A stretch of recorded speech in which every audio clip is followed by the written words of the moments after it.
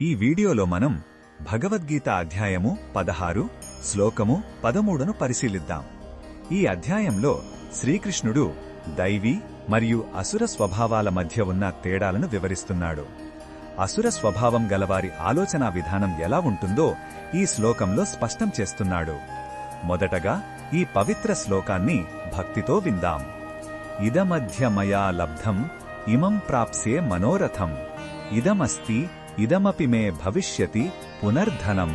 ఈ శ్లోకం అర్థమేమిటంటే, అసుర ప్రవృత్తిగల వ్యక్తి ఇలా ఆలోచిస్తాడు: ఈ రోజు నేను దీనిని సంపాదించాను, నా ఈ కోరికను కూడా త్వరలోనే తీర్చుకుంటాను. ప్రస్తుతం ఇంత ధనం నా దగ్గర ఉంది, భవిష్యత్తులో ఇది ఇంకా ఎన్నో రెట్లు పెరుగుతుంది అని అనుకుంటాడు. వారి ఆలోచనలన్నీ నేను, నాది అనే అహంకారం చుట్టూ, తీరని కోరికల చుట్టూ తిరుగుతుంటాయి. ఈ శ్లోకంలో ఉన్న భావం మనకు ఏమి చెప్తుందంటే, ఇది అంతులేని ఆశ, అత్యాశ మరియు అశాంతి యొక్క మనస్థితిని చూపిస్తుంది. భౌతిక సంపదతోనే ఆనందం వస్తుందనే భ్రమలో ఆ వ్యక్తి ఎప్పుడూ వర్తమానంలో సంతృప్తిగా ఉండలేడు.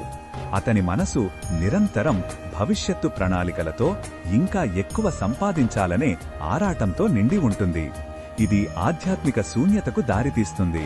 ఈ బోధనను మన దైనందిన జీవితంలో ఎలా ఉపయోగించుకోవచ్చంటే, మన కోరికలను మనం గమనించుకోవాలి. ఎప్పుడూ తరువాతి వస్తువు కోసమో, పదవి కోసమో ఆరాటపడుతూ ఉన్నదానితో సంతోషంగా ఉండలేకపోతున్నామా అని ప్రశ్నించుకోవాలి. అవసరానికి, అత్యాశకు మధ్య తేడాను గుర్తించాలి. ఉన్నదానితో సంతృప్తి చెందడం, మానసిక ప్రశాంతతను పెంచుకోవడం నిజమైన సంపద అని ఈ శ్లోకం మనకు గుర్తు చేస్తుంది. మరిన్ని భగవద్గీత శ్లోకాల అర్థాన్ని తెలుసుకోవాలంటే మా తదుపరి వీడియోలను తప్పకుండా చూడండి.